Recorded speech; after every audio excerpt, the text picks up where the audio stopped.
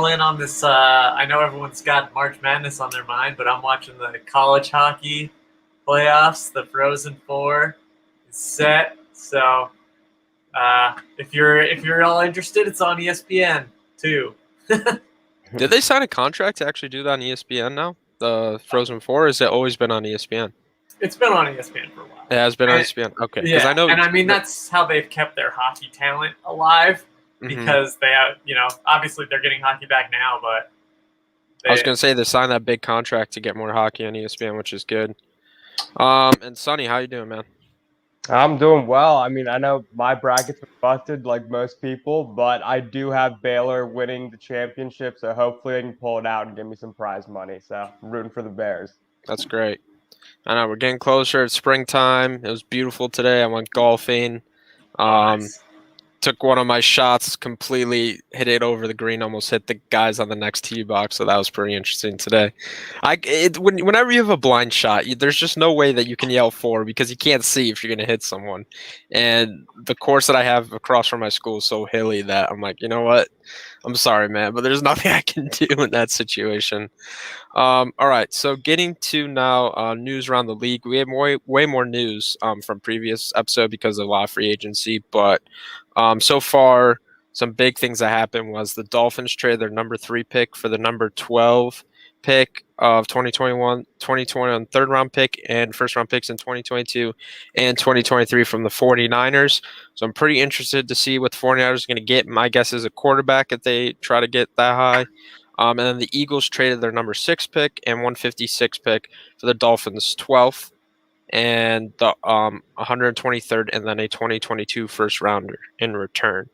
And then Mike Davis also signed with the Atlanta Falcons. The Steelers signed Kalen Balaj to a 1-year deal, and the Raiders signed Willie Snead to a 1-year deal. So getting into the first topic today, we're going to be talking about the incoming rookie class. Just, a little bit of a summary of how we feel about some of these guys because we really don't know their fantasy potential to the fullest until they get drafted by a team. So we're just going to be talking about, some expectations maybe on teams that we'd like to see them on. One of the first big things I want to talk about is like Waddle, Devontae Smith, and Jamar Chase. Like those are the 3 big wide receivers coming into this draft. And then the teams I'm looking at that need wide receivers really early are the Eagles, Bengals, Detroit Lions, um, Arizona Cardinals, and the Carolina Panthers.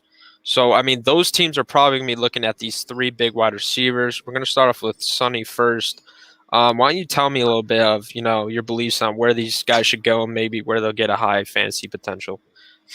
Yeah, I mean, I don't know if you guys heard recently, apparently Joe Burrow is making a push to get reunited with Jamar Chase. And I mean, I would love to see it. We saw how dynamic they were. I think they had like 20 touchdowns with Joe Burrow in his final year at LSU. So I would see that connection because they have chemistry. And, I hope the year after they even get Joe Brady back there and just get the whole LSU crew back together. So that's my dream scenario for him. And I think there's a great chance that happens.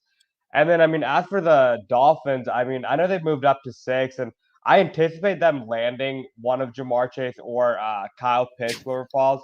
But I'm hoping that they get Devontae Smith because I don't know if you guys remember when Tua made his debut in the national championship, he actually threw that game winner, Devontae Smith. So, I mean, you got a deep threat in Will Fuller. You got a big contested catch guy in Devontae Parker. So I think Devontae Smith's route running is exactly like the guy that they need, and we already know they have a connection. And then as for the last guy, I mean, you guys know I'm a huge Arizona Cardinals fan, so I am hoping that Jalen Waddle somehow falls to the Cardinals, and I think he could be a great slot receiver. We haven't got the deep threat we expected with Andy Isabella and Christian Kirk, so I think Jalen Waddle is exactly what they need to complement DeAndre Hopkins and increase Kyler Murray's repertoire. Yeah. I really do like those options, and that's pretty interesting with Miami. I kind of went the other way, and I went more Eagles Lions because all the teams that you listed kind of already are stacked at wide receiver. And if I want instant, fantasy target share volume, I'm really looking at the Lions and the Eagles because they need some help right now to wide receiver. And I think it will be a different offensive perspective with Jalen Hurts there. So I think if any of those 3 guys were on the Eagles or if any of the 3 guys were on the Lions, I'm instantly trying to draft these guys if it's, a dynasty league, they're definitely gonna be one of my top picks. But if it's a redraft, I'll probably try to sneak him in, one of the top 10 rounds. So that's probably where I'm leaning towards. Mike, if you take these big three wide receivers, where are you going with the teams available for them?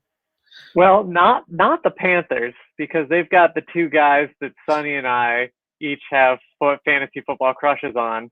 No more Uh, Curtis Samuel though, so they do have a third wide receiver option available. True, but when you have two guys who, I mean, you're going to be, they're going to have to pay one, and they're already paying the other. So I mean, I guess a rookie would fit nicely there, but I mean, what do they have, a top 10 pick? So it just seems like a bit much there. The Lions absolutely are going to need something at receiver. Yeah. So I don't think the best receiver gets past 7.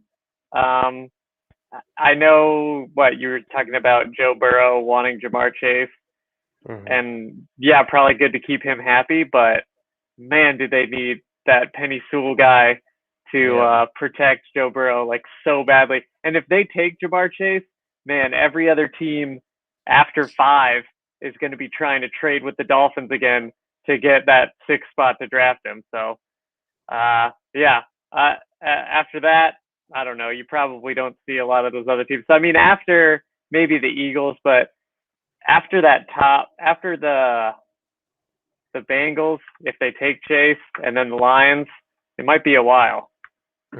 Yeah, I'd have to agree with that.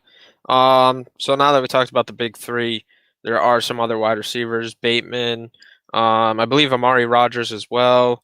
So there are these.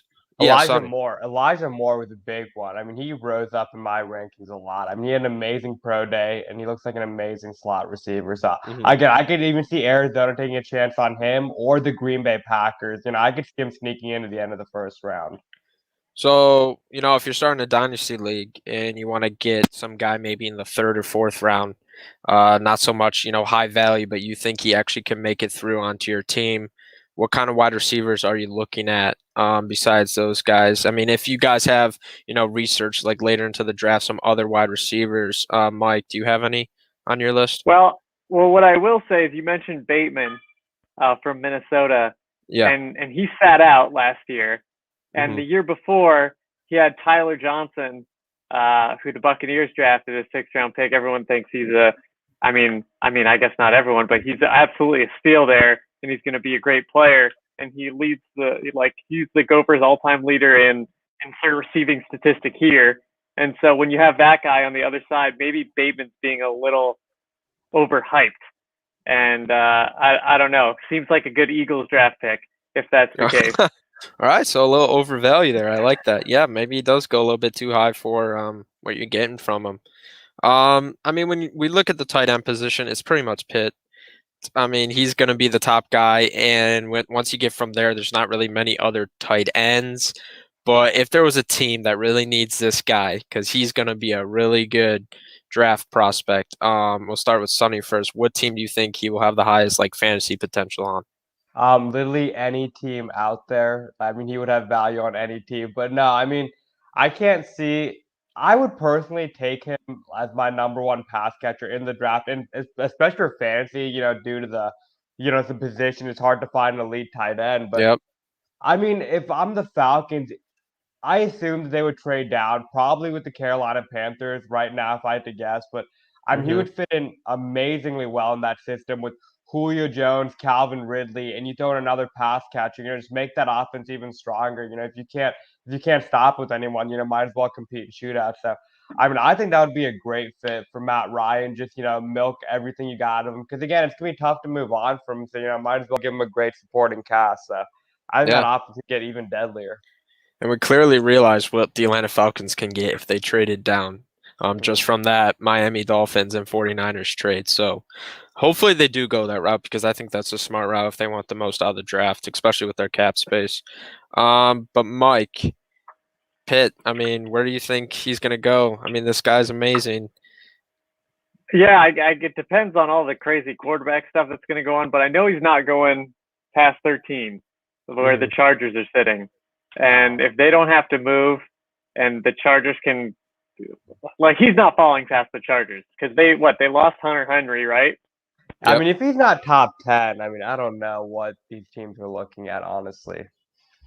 I mean, Yeah, I would definitely have to agree with that. So, I mean, we're saying like top 13. There's Definitely. quarterbacks, there's receivers, there's that old O lineman.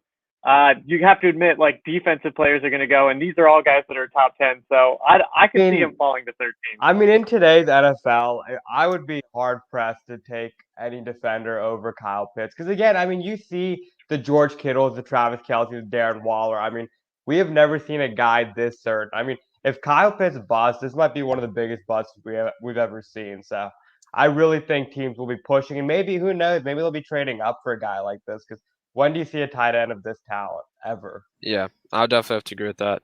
So wide receivers and tight ends. Now we're going to running backs. So I'm gonna start off with Mike first. Who are some running backs that you're really looking at in fantasy this year, coming off rookies? Yeah, I mean, there's really only the two that people know about and that I know about. What? Who are you? What? Who besides Najee Harris and Travis Etienne? What? I mean, I think Javonte Williams is right there. I mean, those three, I think, are the elite tier, and then it's everyone else. Personally, we have Rondale Moore. He's also another guy. Yeah, people are underestimating the fantasy running back class coming into this year. Falcons might draft Pitts anyway. Yeah, I really hope they do. We kind of do need help at tight end. So yeah, looking for the running back class, I would have to include him as well. But Mike, yeah, go on from talking about your top guys. No, I mean just those two guys, and then I mean he's not the next one in line, but if you saw Ohio State play, Trey Sermon's like a pretty good player, and is that just because you have to cover everybody else and maybe you don't play that extra guy in the box? Maybe, but he looked pretty good to me. But I don't know. I mean, it's a jump shoot at that position. Yeah, I mean, we kind of all know like the big three. So when I was researching through this, I was looking at more like mid-round guys I can get in my dynasty league, maybe in the second or third round. And I was looking at Trey Sermon might be in the beginning of the second round, and Kenneth Gainwell, I believe that's how you say it, the guy on Memphis who had a better receiving ability than Antonio Gibson, and we've seen how well Antonio Gibson has done on Washington, and this guy actually might be a little bit more explosive. I also seen the Atlanta Falcons are trying to, look at this guy as well, so I think he can also be a good potential guy to get. And then when you're looking at redraft league, those guys go very late, like Trey Sermon or Kenneth Gainwell, both North Carolina running backs. Jarrett Patterson, like Jerome said on Buffalo, like there's a lot of guys that you can get really late in redraft. Dynasty's iffy because it's really like second, third round with these running backs, and you don't really know which order they're going to go into. But Sonny, why don't you list away your running backs for the incoming rookie class? Yeah, so I mean, personally, it's gonna shock some people. So I mean, I have Travis Etienne at number 1, which that's you could go either way. But yeah, I actually have Javonte Williams at number 2 personally. I mean, I just think there's so much untapped potential. I think what we saw, I mean, I think the difference between him and Najee Harris is there's a lot of wear and tear on Najee Harris. So if you think about it from a dynasty perspective, how much more does he even have left in the tank? I mean, I think he's more polished, he has more experience, he has the competition. But I just think Javonte Williams will have a longer career, and I just love the way he plays. I even saw comparisons to Nick Chubb. So I mean, those three are the elites here, and then the other guys you can talk about is his backfield mate, Michael Carter. Yep. I mean, another dynamic running back from UNC, and then like you said, Kenneth Gainwell. And then I mean, the other guy we talked about, Trey Sermon. I mean, I think he is the biggest sleeper in the class because we just don't know. I mean, we saw Ohio State just get demolished by Alabama, but I mean, what was the one key injury? I mean, it was Trey Sermon. And the game before that, we saw him run all over Clemson. He had that monster game against Northwestern. So, I mean, who knows what he can be. So, if you want to talk about a sleeper, I think he's a great sleeper. And then I'm super, super confident in all three of the top guys. So, I think those guys will be phenomenal. Yeah, and we're all including all these guys, and I think another guy to mention would definitely be Khalil Herbert on Virginia Tech. He's a guy that really is very elusive and likes to break yards after contact, so this guy can also be another guy that we should keep on our list as well. Like I said, I think people are underestimating this, this group, so wear and tear, yeah. So yeah, I think people are really underestimating the running backs, but yeah, I think we pretty much summed it up. But going into our second topic. One thing on the run. with the success of James Robinson last year, I don't know if any of these guys are going to go in the first round, man. I mean, you could say how great they are all you want, but you got a yeah. round pick. Yeah, running backs in the league. These are probably all second, third round. Are you saying like first round the NFL draft or first round like yeah, dynasty? Yes. No. Oh first yeah. round No, the NFL draft. Yeah. That's not a smart move on the general manager if you want to do that. Drafting, not the best running backs, but definitely the potential to be really great in fantasy, and you can just get him in the third round. Yeah, I mean I could maybe see only one team if I would put the over under one, and it would maybe be a team like Miami that has or the Jets that maybe has 2 first-round picks, and those are the two teams I could see one of them taking a chance. Cause it's like, hey, you get your stud at the beginning, and then you get your running back. I mean, would I do that as a GM? Probably not, but I do see at least one of them being taken in the first round. Yeah, I would definitely have to agree with that. All right, so getting into our second topic, today we're going to be doing some dynasty buy sell. I mean, right now, a couple of my dynasty leagues, it's getting to the point where there's just a lot of transactions going through the floor right now. So it's a good time to see, like, if you want to buy or sell any of your guys on your team, or if you're starting dynasty this year, which I highly suggest to viewers, really start a dynasty league that really gets you going into fantasy, and you learn a lot about, rookie classes that we're talking about right now. So starting off with it, my first question is for you guys is, would you buy or sell on Courtland Sutton after he missed his previous season for the Denver Broncos? So will you buy or sell on Courtland Sutton? We're going to start with Mike first. That's a good question. Sell. You would sell?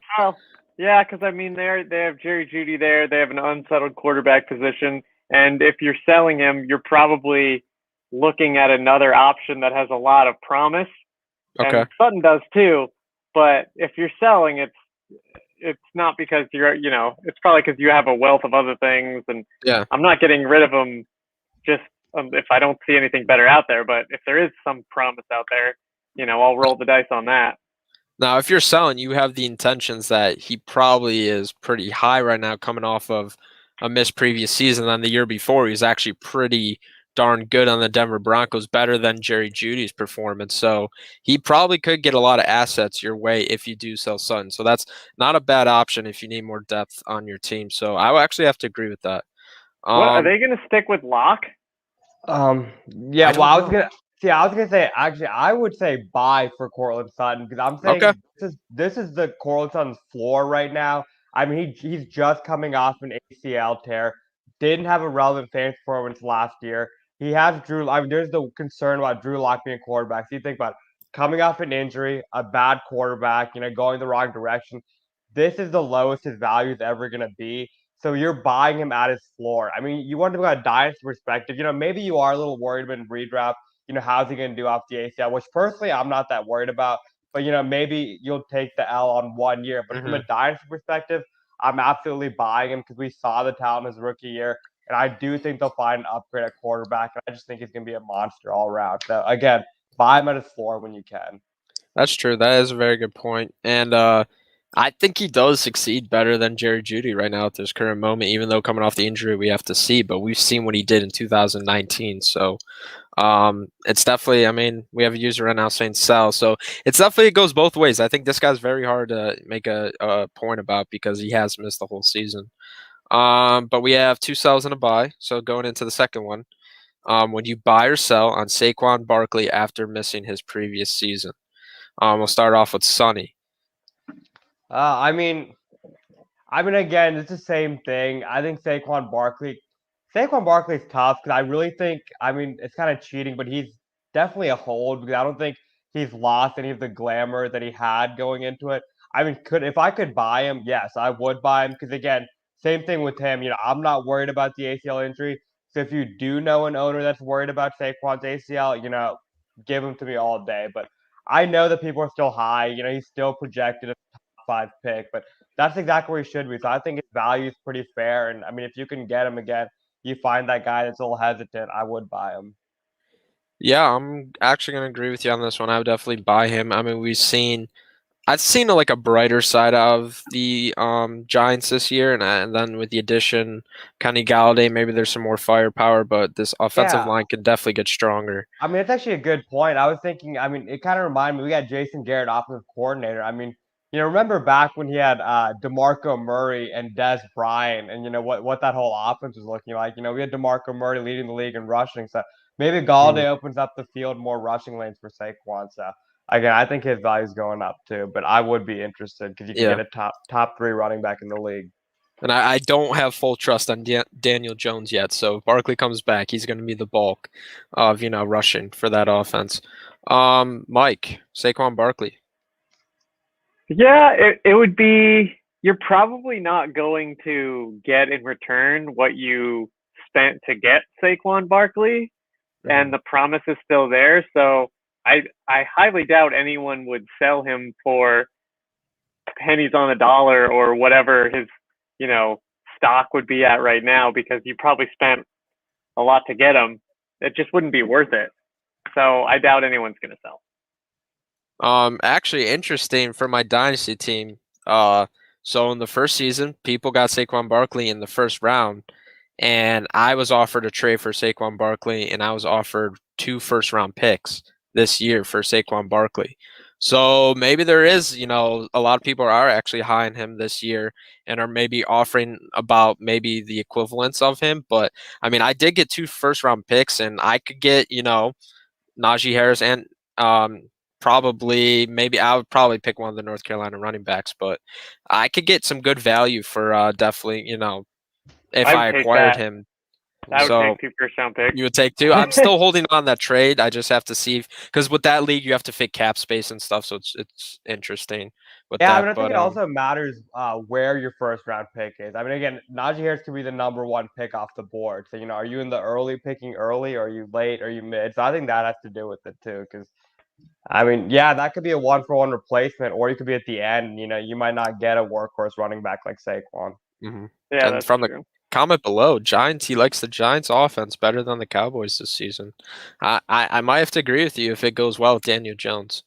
Okay, number 3, would you buy or sell on DK Metcalf? I know Sonny's gonna like this question. Would you buy or sell on DK Metcalf?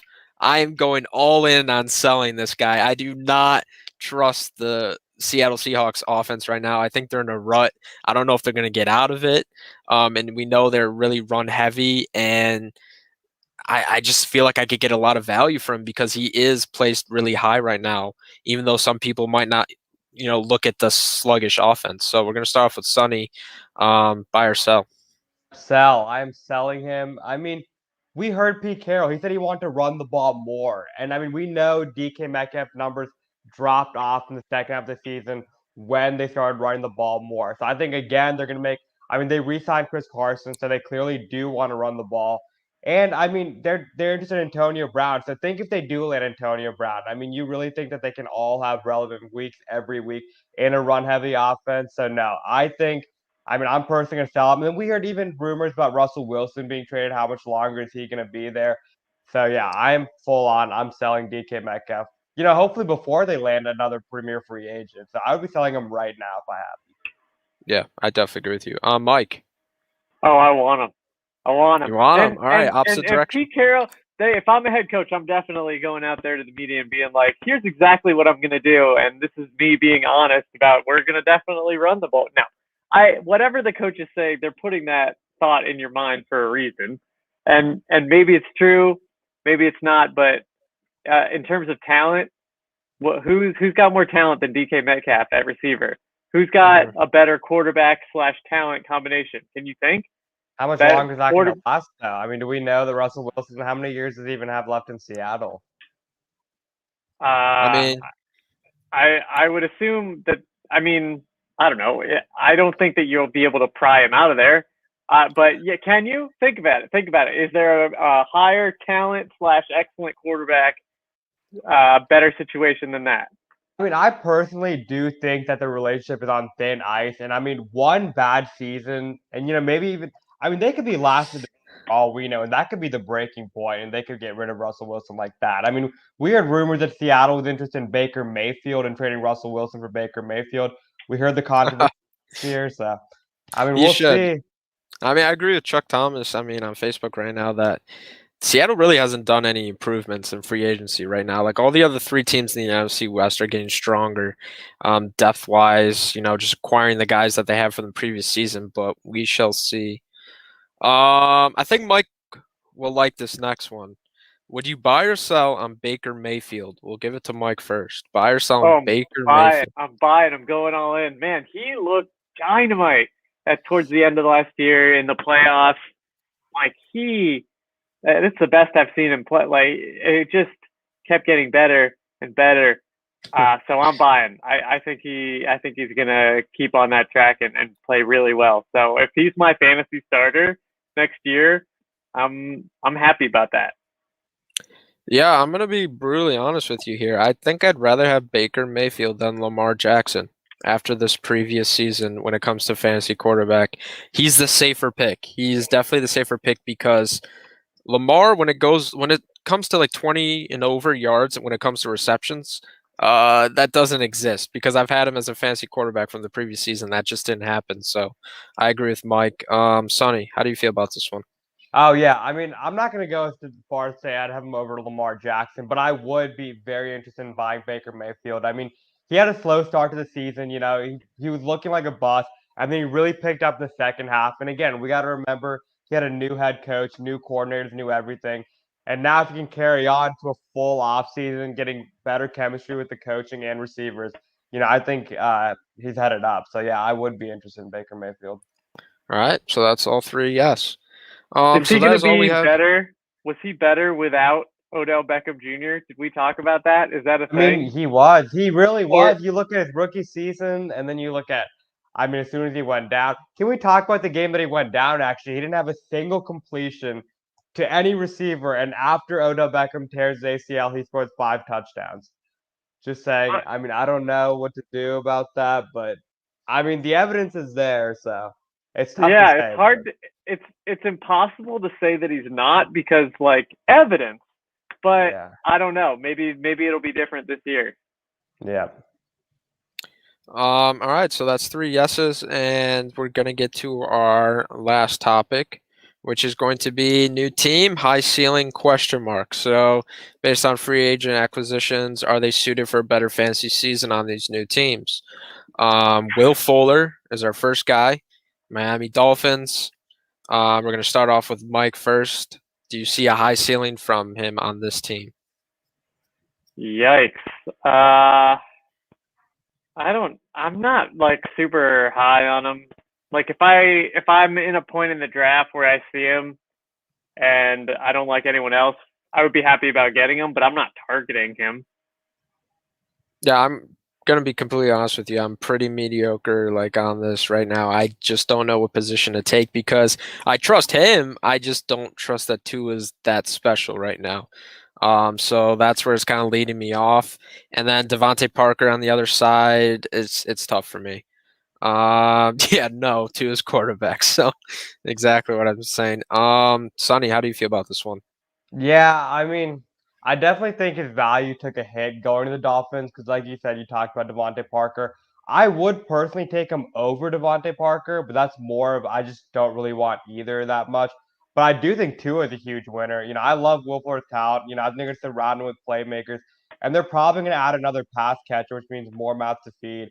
And I really don't think they want him to have him throwing it, 40 plus times a game. So I think he'd be a good third option if you have, 2 solidified receivers and you just want that boom or bust guy. I think he's perfect for that, but I wouldn't want him as one of my main 2 receivers. All right. And our next guy is going to be AJ Green, Arizona Cardinals. This is your team, Sonny, so we're going to start off first with you. Yeah, I love the signing first off, and I've been a long time, I'm from Cincinnati, a long time AJ Green fan. But no, I don't think he'll be relevant for fantasy. I mean, the way I want to think about AJ Green is I don't know if you remember Tyrell Williams' first year with the Raiders when he was on that touchdown streak and he was doing almost nothing but catching touchdowns. That's basically the ceiling that I see for AJ Green. He's got to score touchdowns because, he has the experience and everything, but I don't think you'll be able to predict which weeks he'll have touchdowns. So, maybe for DFS purposes, I'll throw him in there because he'll probably be relatively cheap. But as from fantasy, weekly, I don't think you can rely on him. Yeah. No, that's a good point there. Yeah, I was just gonna say for consistency reasons, and it's been a little iffy for wide receiver too on the Arizona Cardinals offense. No, it's all Hopkins right now. Christian Kirk, there's a couple games where he really lit it up, but really not big consistency. And so I'm just probably gonna have to pass on AJ Green. I'd rather just have Hopkins, even Chase Edmonds in the backfield if he's gonna be like the main guy. Yeah. Um, One more thing about Chase Edmonds, I just want to talk about him. If you have Chase Edmonds in Dynasty, please sell him now because they are going to get another running back. And I'm True. hearing all this hype about Chase Edmonds RB1 season, all this stuff. I would be selling him right now before they either get, that probably before they draft someone, they're free agent or something. So I think right now is the time to be selling Chase Edmonds. Love the guy, but I don't think he could be a workhorse. Yeah, that's a good point. Do you think he's better, like fantasy relevant wise, if he's just a passing back for the Arizona Oh, Cardinals? I Because mean, he did I a good think job at that point, you yeah, know? I definitely, if you want to go the zero RB route and take a running back late, I do think he will be fantasy relevant. I mean, obviously, if he's the only guy, he'll be a monster. I just don't see it happening. But yeah, I think he's a good late round running back to target, and he will be valuable. All right. And Mike, AJ Green. That's a pass for me. That's a pass. I'm not even. I'm taking a risk on a rookie before I talk to AJ Green about anything. All right, yeah. I kind of knew it just from your facial expression that definitely was As going to be a Nate would pass. say, a little washed. Washed. Yeah, I literally have it down for me right now. A little wishy-washy for me for AJ Green. All right, next guy. Jonnu Smith. The news was big when it came. He's going to the Patriots, but the more I look into it, the more I'm just like, the Patriots offense was just very boring last season, lots of run heavy. And then you're putting in Jonnu Smith, who did really well in the Titans offense, that worked for him. I just don't think Cam Newton's going to mix with this guy, and he's just not going to be as fantasy relevant as the Titans. But I guess maybe he is selling high right now, so that would be actually maybe a good guy to sell, but I don't see a high ceiling. Mike, what do you feel about Jonnu Smith? I like him. If there's value there, I would be intrigued and interested. I'm not gonna, if I'm in a draft, I'm taking Darren Waller. If depending on where my draft pick is, first or second round, man. So I can't think about any other tight ends. I can't cheat on my guy. So yeah, I would be intrigued, but not really targeting him, I don't think. Okay. Sonny, how do you feel about him? Yeah, I mean, he's outside my top 12, so I'm not looking at him from a starting tight end. He's probably in that 15 to 20-ish range. I'd love to snag him with a backup tight end, if I go the late tight end route or something on my bench. But I also do think he has more dynasty value, a lot more dynasty value than a redraft. Because again, him and Hunter Henry, but we know Hunter Henry's been dealing with injuries. They have an inaccurate, washed up quarterback in Cam Newton. So maybe in a few years, maybe Hunter Henry does move on. Maybe they get another quarterback. Maybe they do implement the 2 tight end system. So I think it's dynasty value. So I love the talent. So I think in a few years, maybe, but right now, I'm not really targeting him. All right. We got 2 more guys before we end the episode tonight. Breshad Perriman on the Detroit Lions. The reason I put him in here because the Lions need a lot of defensive help and a lot of offensive line help. So if they take a late round wide receiver, it's still Perriman who's on top of this depth chart. So he has a lot of target volume and he's going to be starting. So if he starts hot, this actually might be, a decent guy that you want to take in fantasy. So I definitely put him in here. We'll start off with Sonny first. How do you feel about him? Oh yeah, no, I actually am interested in Breshad Perriman because I know he's going to be going late. And I mean, what do they have? Tyrell Williams, Breshad Perriman. I mean, we thought Yeah, that's it. The main reason I'm interested in Breshad Perriman is going back 2019 when Mike Evans and Chris Godwin were hurt.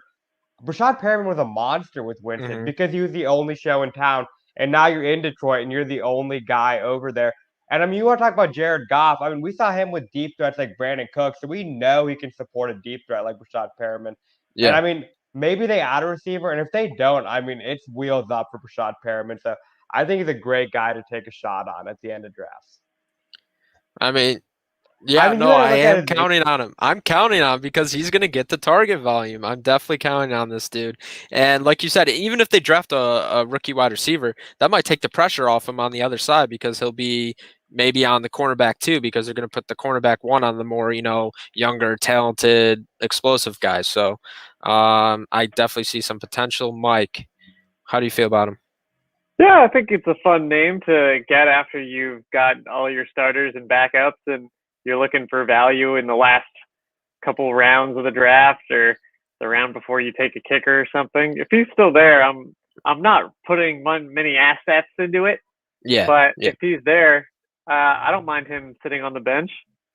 I mean, Yeah. this is like your last pick. When we say we like him, it's relative to his value. I'm not Yeah. saying you draft him as a top 20 receiver. I'm saying you got your, starters, you got a good bench, and you got maybe 2 or 3 draft picks left. I think it's fine to take a shot for Rashad Perriman for his upside. Exactly. Like in my dynasty league, we're given $100 million in auction bidding. I got him for $1 million on the auction. I'll take that as really great value. So that's why I'm really liking him because sometimes he just goes unnoticed. So the last guy, Kenny Galladay, the man who says, I trust Daniel Jones. I'm going to the New York Giants. We'll start off with Mike first. Is he gonna have a high ceiling here? Oh man. I guess it depends. Like in a 12-team league, am I going to take him in the third round? I don't know. Because I also have a fantasy crush on Darius Slayton too. I was gonna, yeah.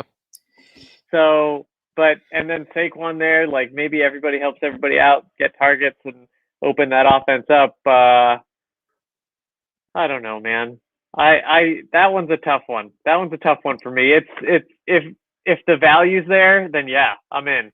I'll take him in the 5th round for sure if he gets that far, and have him as my third receiver. But Yeah. well, you don't think even third receiver? And I'm looking Or you at think better? Oh no, yeah, the no, I'm comments. disagreeing with Jerome right here. That Yeah. I'm not higher Oh. on Perryman than Will Fuller. I'm higher than like where he's going in the draft, like for his value, because I think Will Fuller is going to be a little bit overrated in his value. That's where I'm at. All relative to ADP.